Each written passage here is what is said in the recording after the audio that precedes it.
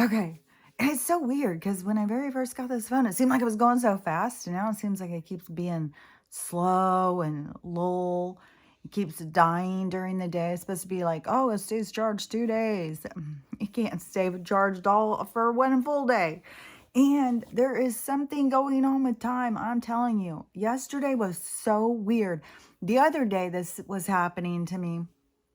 And then it was happening again yesterday. It's like I'll look up at the clock and it will be a time, and then I'll look up like what seems like an hour later and it will be the same time, or it will be like 2 minutes have passed. It's like, what in the hell is going on? This is weird. It was like all day yesterday. It was so weird. It was like, I don't even know. But it's not the first day that's been that way, but something is weird. That's all I know. And now this phone is like, can't stay charged all day. Like, I have no idea. I have seen so many people on TikTok sharing spaceships up in the sky, all sorts of weird sky stuff. Weird sky stuff. I saw a weird one today that looked like it was weird. I don't even know. It looked like the swirl had opened up at the top of the earth. It was like it had this white thing coming out, and you could see the swirl. You could see a hole. It was like, what in the hell? And and then plus on TikTok, you get these people who start these accounts, and they apparently they just go around and take popular videos, and then they just make their own thing of just popular videos. I guess just because they want to have views. I don't even get it. Like, seriously. I guess at some point you can represent products. I don't know. I don't understand at all. But you'll go in and you'll see something that's like, oh my gosh, what the hell is going on here? And you'll want to go in and see like what happened next. You go in, it's not even that person's account. So you don't even know, well, where did this video come from? When did it happen? It's weird. But there is it seems like there's just crazy storms, crazy sky stuff going on all over the place, but I don't know for sure where. And I think part of that whole thing is a part of the misleading or something. And I saw Kramer today popped up, and I haven't seen him in so long. I've just seen these arguments about him and heard some stuff, but today one of his videos popped up to me, and I was like, I didn't stay watching it. I flipped through about what he had said. I was like, so maybe he is just a person who is being misled to try and get everybody to focus on government and politics and, November, we got to get there. Because that's misleading. That's not empowerment. That's not sovereignty. And I keep trying to get people to understand this is about sovereignty, your soul's independence, your soul making decisions for itself, your soul not relying on other people's information. Which yesterday, I just want to say this too, as because I kept saying, well, Ray can go look it up. That is no, we all that was like joking around, because he does go look up stuff, and I do enjoy his stuff. But anything that we want to know, we have to take our own power and go look it up for ourselves. That's a big part of what's happening. Is there's information will come in to me, and I'll, depending on my inner knowing or how I feel about it or whatever, it can end or it can pique my interest, and I can go look stuff up. Well, we all have that. We all have that inside of us. Like, oh, well, I want to know more about this, and go look it up. Not depend on somebody else, because then you have third-party information. It's their view that you are getting to see to develop your own, and you're already going into information that was developed for you. So yeah, you don't want to go through another person and say, hey, interpret this for me and let me know what you think. So just to be clear, anything you want to know about is really your own responsibility to go and look into. So, anyways, just wanted to clarify that. I'm not really trying to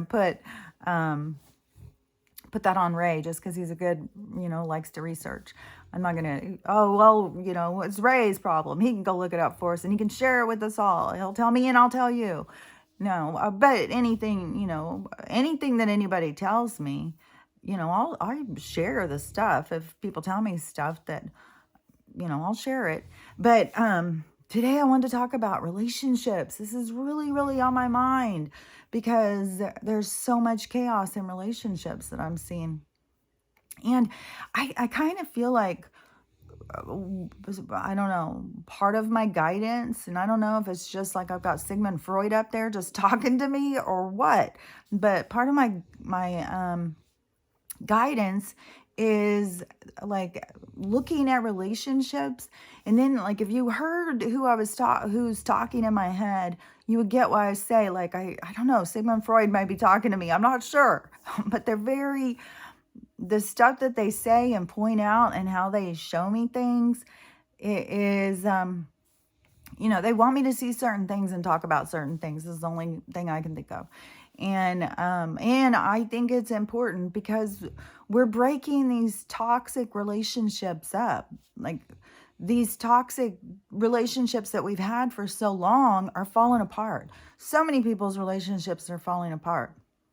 If it doesn't have a really stable foundation, it's going to show. It's the floods coming in that is going to tear everything down. It's an energetic thing. It's not just a physical thing. It's micro, macro.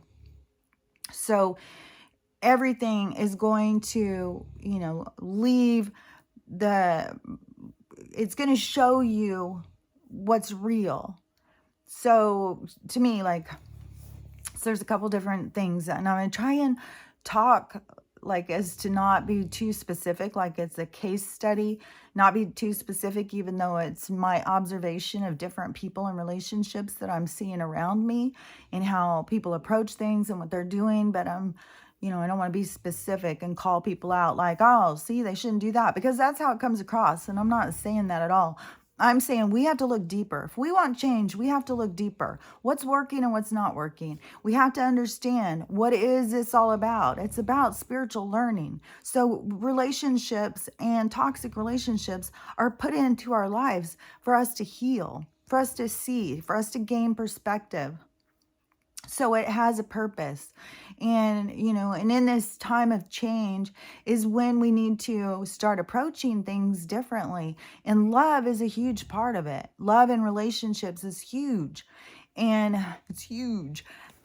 So because that is what the age of Aquarius is so much about, what we're going to be going into to learn and expand ourselves. It's going to be about love, about abundance, about priorities. Like, what do you do with your time?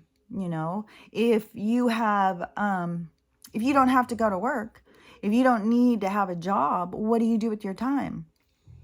Do you take care of yourself? Do you help others? Do you create? Like, there's, it's a whole new world we're coming into of figuring ourselves out. And, a lot of people are already on that path. They're already in that arena trying to understand themselves. And then so many people are just like lost. It's like we've just pushed them out into a storm in the middle of the ocean. And they're just like, what the fuck is going on? Because nothing that we used to do is going to work. And part of the reason is because people can see through it. So you have these relationships, especially like if you had relationships that formed at a really young age. So you are in this relationship. You haven't even discovered yourself. You don't even know yourself well enough. So then you're more pliable, more wouldn't it be wouldn't it be, these two words seem to be close together. Palatable, like, how it would taste or something. And then I got lost. Somebody's texting me. But you get what I'm saying. It is the things that used to work won't work anymore. So you have to, be fluid.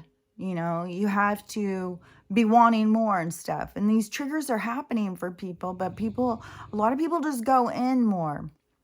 But so if you get this relationship and you started at a young age and you haven't even figured yourself out, then you start developing patterns in the relationship. And then you are like, well, I got to, save my relationship. I got to make sure my relationship's working. And, you've got somebody who's just dumping themselves. They're emotional. And that comes from them, especially if you take somebody who is a very structured, like, I'm a rule follower. I've got to get everybody to like me. I've got to be liked. I've got to be loved. I've got to be following the rules. Somebody who's like that. And then you have somebody else who is a lot more like, I don't care what other people think. Then, they start, like, already they're not in alignment. They're not on the same vibe. You know what I'm saying? But they haven't realized that because attraction is still so accepted. Like, people have no problem nowadays if you say, oh yeah, I just went out and slept around all weekend. I had sex with 5 different people and had such a good time. I feel so good, And people are like, oh, cool, yeah. So tell me about it. What'd you do? How many dirty things did you get done? Who's better? Like, I've some of the videos I have seen lately are so fucking disturbing. It's like we have parents that are just oblivious. I saw a video of a 15-year-old, I can't remember what state, I think it's Wisconsin, a 15-year-old young boy, apparently, because he's a drag queen in a drag show. It's a fucking stripper. Motherfuckers, do you not get what a goddamn drag queen is? It's like, what in the hell with these people? They're taking their little kids to drag shows. So I saw one. So this whole long thing about this 15-year-old, I saw all this performance. This is a fucking child. You have both fucking pervs sitting in there throwing dollar bills at a fucking kid who's... God damn, people are fucking... Fuck. Like, oh, we want perversion? Okay, let's do this. It's like, motherfucking shit. So this other footage was a park. So it was a big open park with tons of people, tons of drag queens, tons of little kids, and they're teaching little kids how to twerk. So you got all these little kids out here twerking because the sex stripper drag queen is showing them how to do it. And parents are participating. Okay, yeah, that's what I need. My first grader to go learn how to twerk from some strippers. Like, are you... Oh, God damn. Oh my God. I swear, I'm just so dumbfounded by some of this shit. I am just blown away. Like, what in the hell is going on with these parents? Like, you see them taking their little kids into strip clubs. Like, I really want to commend the drag queens that are speaking out and saying, quit bringing your kids around here. Do you not understand? We are strippers. We already get accused of being after little kids just because we're gay. So keep your kids away from us, please. Like, yeah, no shit. Like, what is wrong with these parents? Like, what in the hell? If you're doing that, like, what are your kids watching? What, you got them on porn? Like, here, watch the porn tonight. Let's, oh, you want to watch some gay guys having sex? Like, what is the push? Like, why do they think kids need to be so sexualized? Like, let the kids be kids, for God's sakes. It's fucking mental. I mean, it may sound judgmental, and I'm sorry. I think it is mental. I think that they are completely putting their needs in front of their kids' needs. They need to be accepted. They need everybody to think they're progressive. They are obviously clueless what a drag queen really does for a living. Like, they think it's just somebody who dances around and performs in wigs and makeup. Like, I've been to some drag shows. Like, it's this gender bending kind of like, and it's crazy. Like, I've seen some that is like, no fucking way is that a guy. And they strap everything back so you can't see it. And they come out. So they'll do their whole performance, and it's usually lip syncing and dancing around. And then they'll start taking off their clothes. And I think usually they have like two songs. It could be one. It depends on the place, the performers, and what they're doing. A lot of they have contests all the time. So it always comes down to them taking out their clothes and showing all this stuff like, where's my bits, where's my bits. You can't see them, can you? Like, it's all this illusion, gender bending illusion. So it's just like, it's crazy. But they always get down to where it's very much don't have all their clothes on. Like, they'll have I, all sorts of stuff. It just depends on the show. But it definitely is a strip show to mess with your mind. And it's all this gender bending stuff. And it's like, why would you want your kids to be doing that? It doesn't make sense. And the huge push in schools, and how many people that are all stuck on pronouns or teachers. It's like, oh my God. Yeah, and yet here we go with all these people preparing their kids for school. Hurry, get out there. Oh, when the truck comes by, just take your, take whatever it is, because I'm just mind blown by how many people are just comply to whatever. Oh, well, I want my kid to go to school, so we'll just do whatever it takes. It's like, but why? Do you stop and ask your questions why? What is your child learning? What is your child learning that can't be taught somewhere else? I mean, they could freaking have a book and just read this information. They don't need to sit in a class and be, indoctrinated with this information. I just get going on this stuff. It really irritates the shit out of me, especially being somebody who was over sexualized as a child. It's like, this is not what you want for kids. Like, come on, people. Oh my God. But that's the stuff when it goes the other direction. And I can't say for sure. Like, some of these people are not going to make it. They're not going to be able to turn their minds around. And, and we have to accept that their souls are here learning something different. They're learning their lessons. They're learning what they came here to learn, and it is quite the time of over-sexualizing kids to come in and learn from that experience, because it's fucking on steroids right now. It's so disturbing.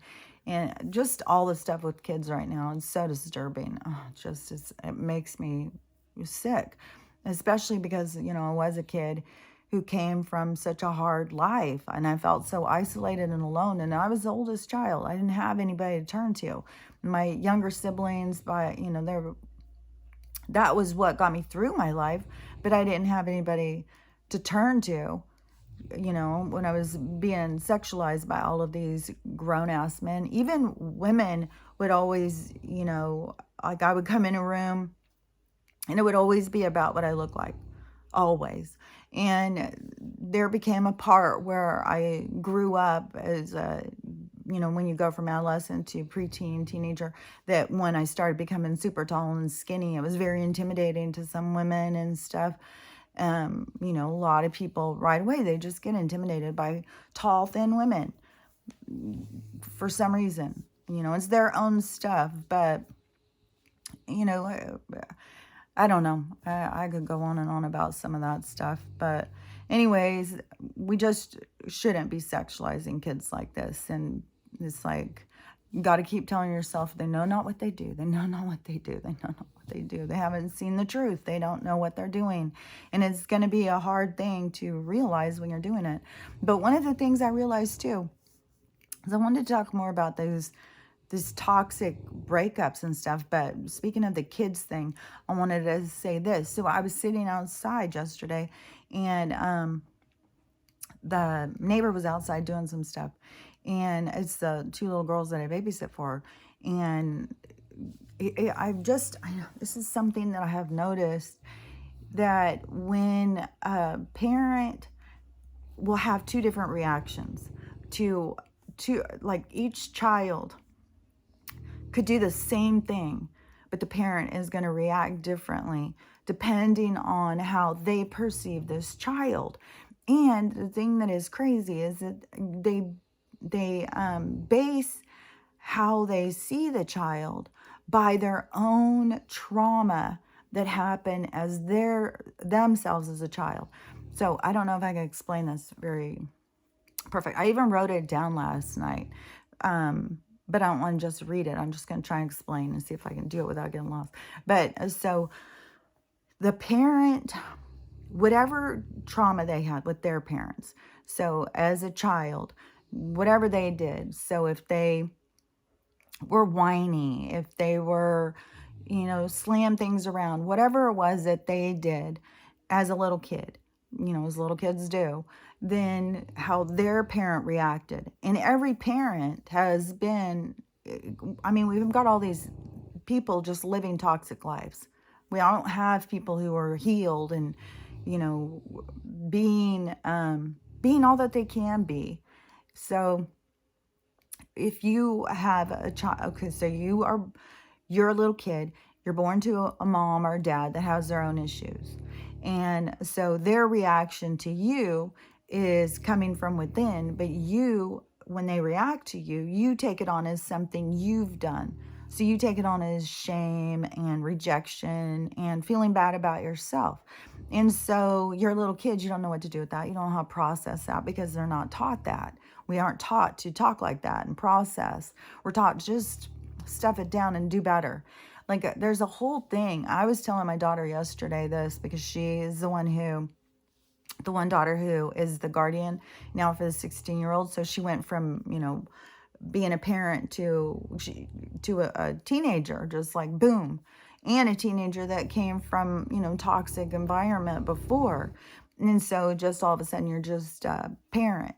And so, she'll ask me questions and stuff and she'll say, well, what about this? I can't, what am I supposed to do about this? She just wants to smoke weed. She doesn't want to eat.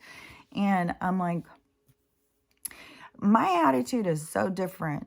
And to me, this is, the more where we're headed for the future is away from this compliancy. Like, do what I tell you. You better do what I say, because when all of this comes to the surface and we see how toxic it's been, then it's going to go the other way.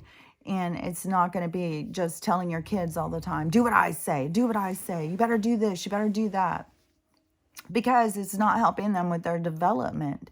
And so I said what I believe is, especially because of the food thing. If somebody is saying, well, I don't want to eat 3 times a day and eat snacks. I don't need to eat that much stuff. I'm not even hungry. Then you need to listen to them. You need to push them to tune into their body. And I said, and you got to set out some rules like, okay, but when you eat, you're going to eat something that's super healthy, that's super nutritious. And, you're going to take responsibility for that, or you're going to get sick. So it's teaching them, okay, so you tell me when you want to eat, but when you eat, you're going to have to eat some nutritious stuff. So you need to pay attention to what your body needs and, what foods are nutritious, what you like, and, you're going to have to take care of yourself in that way. And if you aren't eating because you're stressed, well, that shows, if you're not eating because you just don't feel hungry, well, that shows stress. So if you are having stress, you need to take responsibility for that. You need to go in and you need to do breathing techniques, like 10 minutes of breathing techniques, releasing all of this pent up energy, and set the mood, whatever that mood is for you, and set a time to meditate. And, your meditation needs to be about relaxation. It needs to be about thinking of yourself as like a phone, and you need to be charged. You need to recharge. You need to not be doing something for a little while. You got to let everything reset. We're so driven to push ourselves so that we become sick and we become toxic and we become tired and resentful. And so you need to pull it back in and learn how to take time to recharge yourself. And when you have questions, you need to take the time to ask yourself the questions and then allow the answers to come in and develop that relationship. So these different kind of ways to teach kids to be. So I was telling her that, and she's like, well, I don't know if I'm ready for that. I feel like I need to tell her, you have to do this, you have to do that. I'm like, that's what we need to get away from, because we need to teach people to be responsible for themselves, to tune into your body, know what you need. That's sovereignty. That's independence. And that's teaching a child how to do that for themselves, self-regulation. And, we're going to be teaching them at a much younger age, I believe. And it's going to be a much healthier way for a child to grow up. I think that is part of what the problem is we just have, like, I remember when my parents would do that. I'd be like, what the fucking hypocrisy bullshit is that? I swear to God, hypocrisy was like a quick word that I learned at a very young age. Like, fucking hypocrites. Like, and that is what, it doesn't take much for a child to see. Like, wait a minute, you're telling me to do something that you're not doing? Like, that is, it is part of what happens with kids.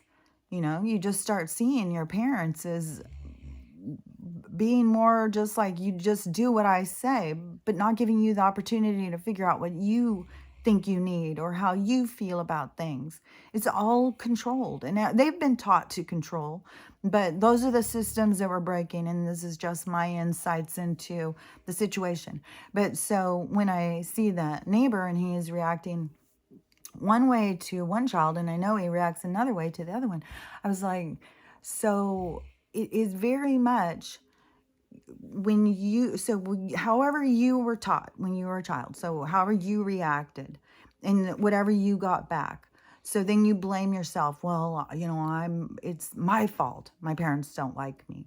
Yeah, it's my fault that I did this. And, like, these are the things that go inside of you that get pushed down, so you don't deal with them. They just keep getting pushed down further and further as you grow, and you add more pain in, add more pain. Oh, they hurt me, it's my fault. And just keep adding it in and pushing it down, and that's why it all gets pushed down in this lower chakra, in this area that just begins to hold so much pain, doesn't have room to be able to move around and do stuff. You have to be on autopilot. You can't think, and something's going to come up. So it's just push it down, just do what you got to do. And so, but really, when you see this, like, okay, so two kids can do the same thing and it's totally different reaction. So you have this developed attitude towards your child because they're bringing up something from your pain. So they do something that reminds you, without you even knowing, it reminds you of you and what you do. And so your reaction to them is how you feel about yourself. So if that kid does something and your reaction is, oh my God, would you go in your room? You stupid little ass, like, get the hell away from me. You don't even, and that shit goes on, man. Little kids are shamed for their parents, how their parents feel about themselves based on situations that happened that were out of their control as children. But since it's all stuffed down and nobody's observing themselves and being realistic and looking at life in that sense, they're just, just reactive. So, and then you can have the other child who does the same thing, and it's like, oh, I wish somebody would have just came up and held me and just loved me. But it becomes very divided over, this child is, this child represents who you wish you were, and this child represents who you wish you weren't. And so many people, they start reacting to their child a certain way at the age that they were abused or sidelined or whatever, that they start reacting to that child when that child reaches that age. But it is very much not present moment reaction. It's not being there. It's not being authentic. It's just reaction. And it is based on this pain that we carry from when we're little fucking kids. And, when I was watching it and stuff, and I was like, when I was over there, like, the one little girl, she is angry and quick-tempered, and, and the other one is screaming and yelling and crying and emotionally unstable. They're little kids, I'm not saying they need to be better than that. I'm just saying, like, the difference in their personalities. But those personalities start being developed by how their parents treat them. So, like a child will become manipulative and sneaky if they are always being the one who is told, like, don't do that, it's your fault. So then they'll develop a more sneaky approach. But they don't even know that they're doing it to try and, is the development of this toxic environment, because nobody has the awareness. And the thing that I find interesting that they were showing me is that it is you playing out you in another body. Like the micro macro of your descendants, of your child, is just the next one to continue to work through the issues that you came in and were working through, which would have been the issues from the parents. And it's all part of that development of what I was talking about. Like when we come in to be birthed into this world, and the ancestral line and the generational growth that happens, that is how it happens. It doesn't just happen in one family like that. It happens, like, you have the opportunity to witness yourself through your children, kind of, like, if that makes sense. Because you can heal things by healing them with your kids, like in recognition. Like if you or your child is whining and crying and you're feeling like, oh, you just want to save them. Like if you had this polar opposite emotions of, like, you just want to save them or you just want them to go away, just one or the other. I need to save them, the poor child, or this little bastard is going to drive me in crazy. Like it's these two opposite. That is all coming from inside the person. It's not from the kids. And you push the kids more in that development. But if the parent came in and once they saw the trigger, if the parent went and sat and had more time to think, which most parents don't because they are just busy, they've got to get to work, they got to get this done. Like that's how this system developed, to keep us all in this toxic world because it's hell. So if you do take the time to go in and really get thoughtful and think about, like, why do I feel like I need to run out and save her because she started crying? Because then she's developing a manipulation that she can carry that on for the rest of her life. This whining and crying, somebody come to my rescue.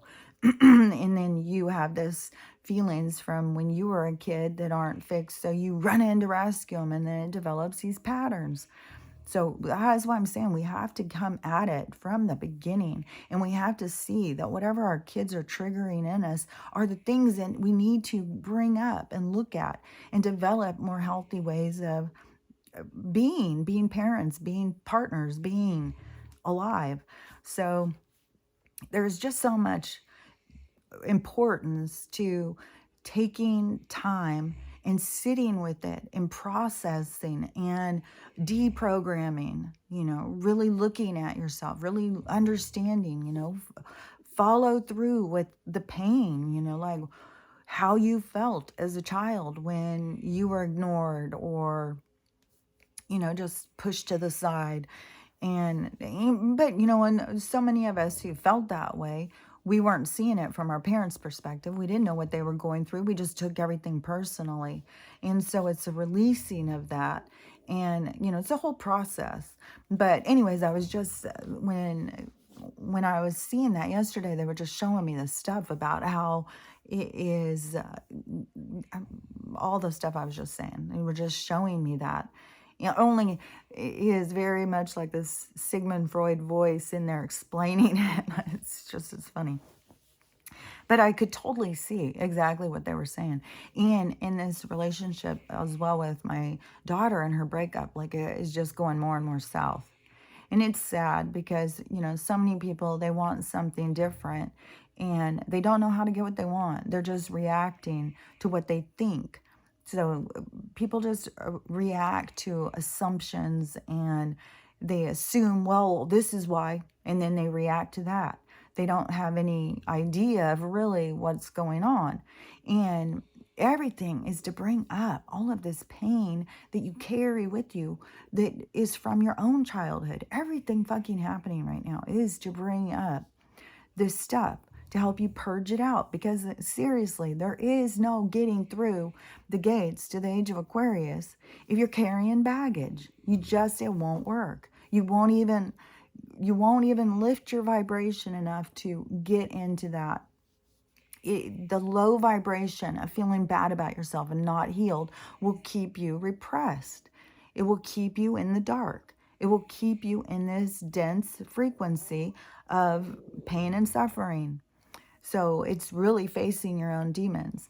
But, as I watch this and I see, somebody who's in terrible pain reacting in a bitter, hostile way, and, but they really want their family back, but then they're very hostile because they assume, things happen the way that led to this must be because of this. And it's all based on assumption and pain and, feeling rejected for themselves.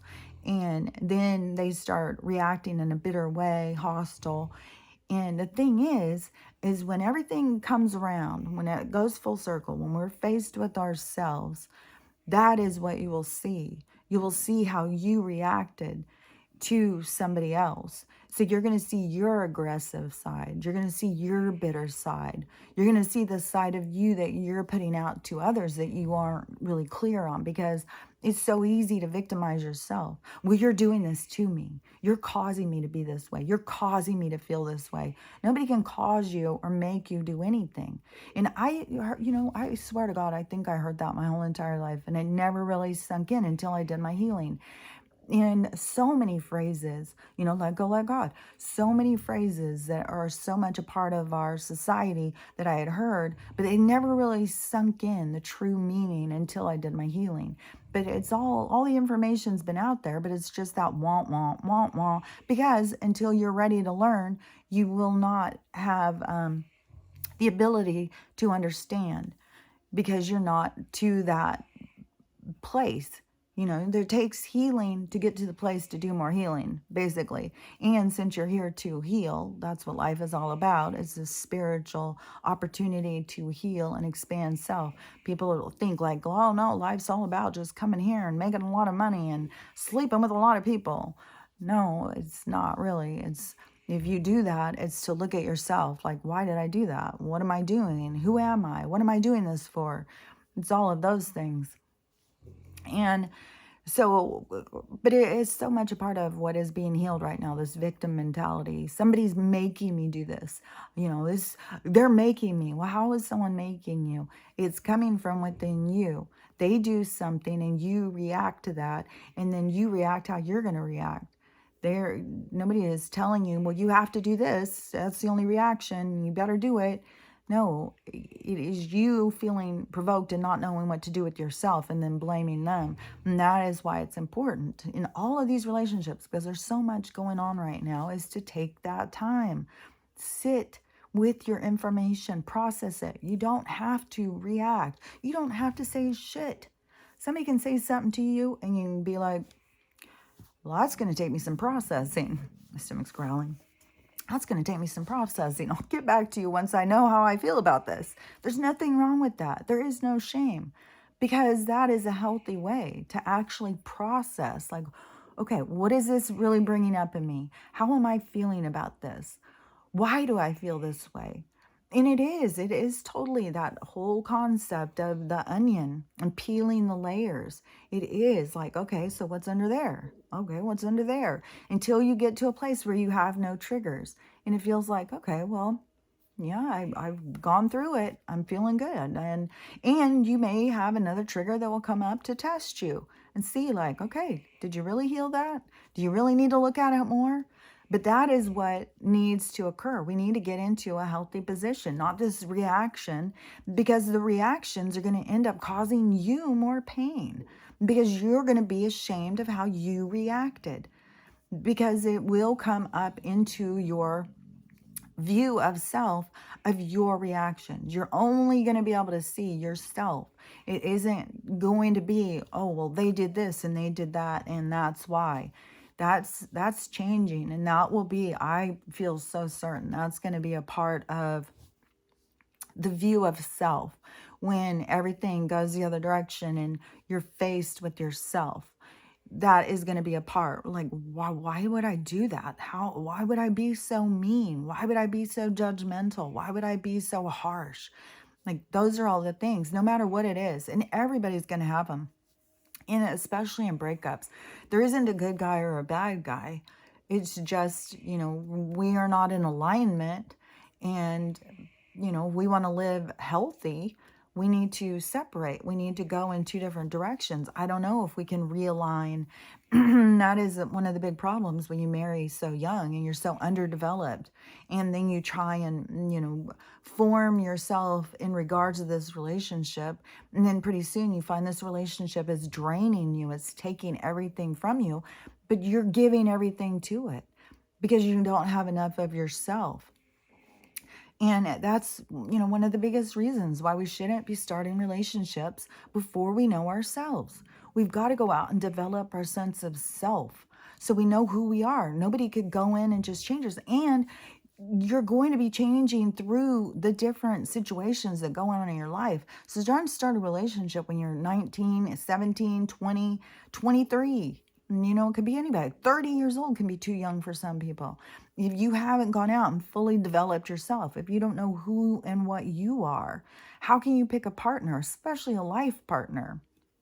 So you have to get to this point of really developing yourself, really knowing who and what you are, what it is that you like, how it is that you're in alignment.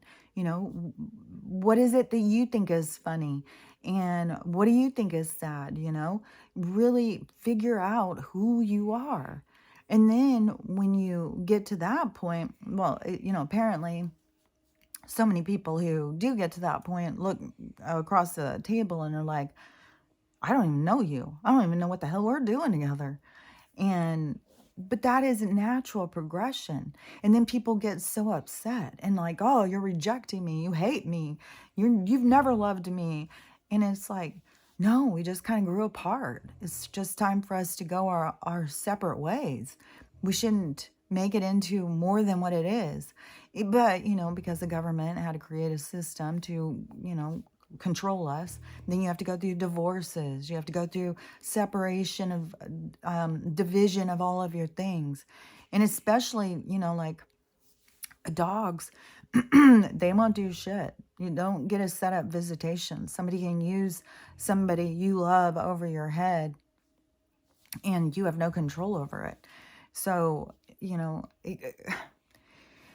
but that is something that person who's doing that action is going to end up resenting in themselves. And that's why it's going to be very hard for a lot of these people to get over what they've done. Because look at how if you're blaming everybody else and then all of a sudden you see, I have no one to blame but myself, that is a lot to get over. And that is why there will be, I think there's going to be mass suicide. I think when it goes the other direction, I mean, it's going to be a lot of shit that's going to go down. Like, I think some big thing is going to happen and everybody's going to wake up and then all of a sudden they're going to be like kind of in shock and, going to be faced with themselves because there's no getting away from you. And then when they face themselves, I think there will be people who will start trying to heal, but it's going to be a lot to overcome because it's all about resilience. And it all leads you to loving yourself, but it's a fucking rocky path to get there. You have to face some hard shit about yourself. You have to fully, when you get to that point of loving yourself, you have to love both the dark and the light. You have to accept all sides of yourself. You have to understand that it's the dark and light inside that creates you. And you have to allow there to be the darkness. You can't just pretend like, oh, it's them. They did it to me. It's their fault. No, that is inside of you. Those things come up because it's inside of you, because we have a light and a dark inside of us. So anyways, it is, in this time of healing, you just really have to look at yourself and your own behaviors, because that's what you're going to be faced with. It's not like all of a sudden everything turns the other direction and you're just going to have the highlights of, oh yeah, they were an asshole, oh they were an asshole, oh well, that guy's a real big asshole. No, it's going to be like, oh God, I'm an asshole. Oh my God, I can't believe I did that. Oh my God, I can't believe I said that. Oh my God, why am I like that? Why am I like that? And those things are hard. When people have to go back and face their childhood, their inner child, do that child work and go back and face that, depending on how traumatic their childhood was and how they feel about themselves, how they feel about their parents, will depend, that will determine how easy they can go through it. Because one thing that I have found is, if you judge your parents and you think your parents are total pieces of shit, that comes back on you. Just like what I said about these people who don't realize that they are, your child is an extension of you. That energy is an extension of you. So it's the same thing when a child goes and they're living their life and then they hate their parents. They hate an extension of them. They hate their foundation. They hate their own roots. So that is why it's so important. It's like integral to your healing is to use forgiveness and understanding and compassion. And you have to recognize that, well, I have seen where adults, like my age of people, talking about their narcissistic, toxic parents. They still have these parents who are this behavior in their life. So, this stuff can continue to go on. It's like we have to stop it for ourselves, and that is a completely independent decision to make. Like, you can't go in and tell somebody, well, I wouldn't have her living with me anymore. Because then if that person were to kick this person out, that could be a lot more traumatic for them, whatever happens with this person. So, and then you're going to carry all this guilt and stuff. So it is good to process, but you have to stay true to yourself. Like, this person starts talking narcissistic, gaslighting nonsense, then you have to just call them out and say, hey, that's not how I see it, and I can't have this conversation with you. And, just go about your business. You don't have to go in and play along with these toxic behaviors, but you do have to think about, like, how will I feel about myself? Whatever I do, how am I going to feel about myself? If I do this, if I don't do this, if I do that, I don't do that, because that is what you're going to have to face, is you.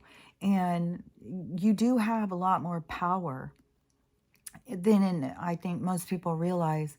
That most people feel victim to their childhoods and their parents, to the point these relationships continue in the same toxic way.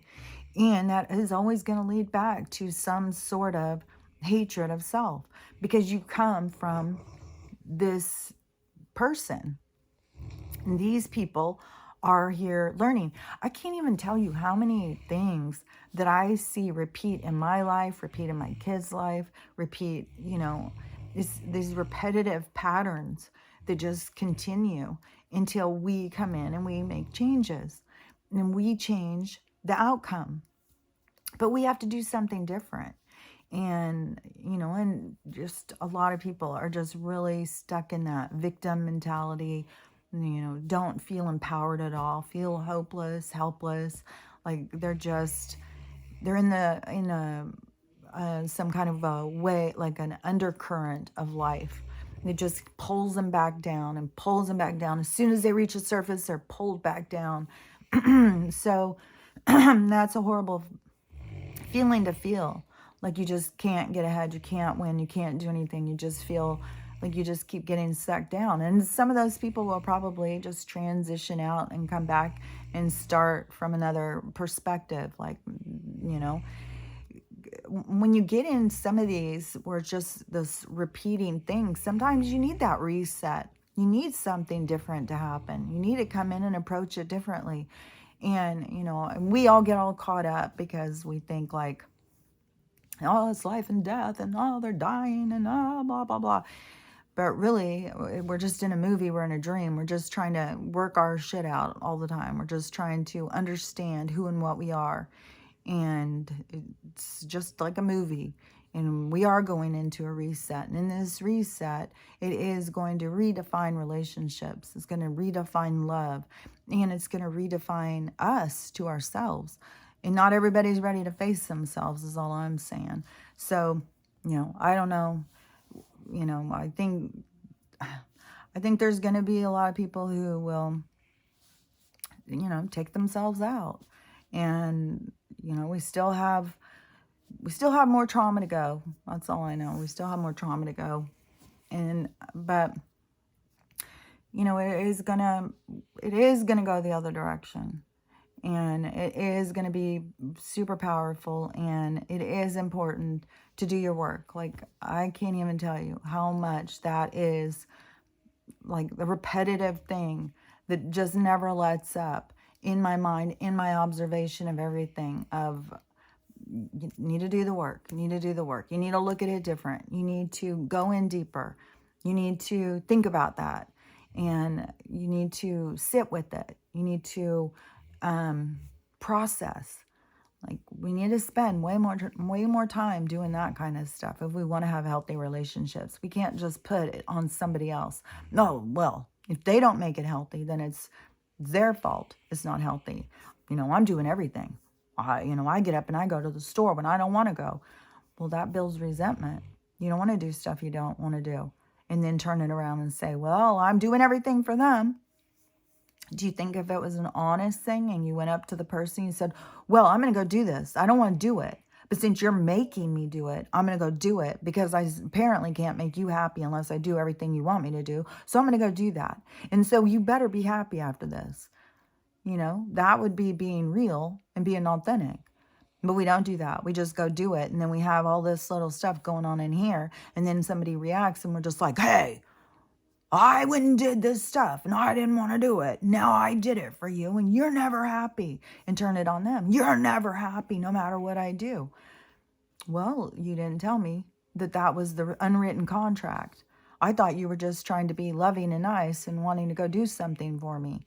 So that is part of, where we have to get to the point of taking responsibility and putting ourselves out there and saying, no, I don't want to do that. Sorry, I can't do that. And dealing with it. We just all are like, okay, I'll do it. Okay. Just because we want to be liked. We all just want to be liked, and we don't want to be disappointing anybody. But, we all need to be disappointed sometimes. How are we going to grow if we just live in this, we have to do all this growing because we are going to go into this like picture perfect world. And I wouldn't say it's going to be perfect. Like, it's going to be different. We're going to have different things. Like, here we've been learning about this polarity, this good and evil, and the balance in between, and how it's been so out of balance, and pulling out of balance puts everything out of balance in our lives, and how important it is that we find balance. And so, and an important factor is that we are so judgmental. Like, I still see so many people judging evil, judging bad and stuff. And you have to have both sides. There is two sides. There isn't just good, and good and bad work together to create life. Like, so you can go into so many different things and think, well, no, that's just bad. But you go in deep enough, you're going to see there's something good that comes out of it. So that's just part of the progression of stopping with the judgment and understanding how all things work together to create the experience. So anyways, this is just a time to really pay attention to your relationships. Pay attention to how you're reacting. And don't get caught up in like, somebody's making me do this. Nobody can make you do anything. Like, it is inside of you. Your reactions are inside of you. And whatever the trigger is that provokes the reaction, it's still is you making a decision for yourself. Just like, in a movie, and you have a script, and you go in and you say like one sentence. Well, you can say that one sentence in 10 different ways and have it mean completely different things, all in the presentation of the words and how you say it. So anyways, it is really just taking ownership of what it is you're putting out, and quit saying that someone's creating it so that you are being somebody that you're not, because it's you being you the whole time. So anyways, I will talk to you later.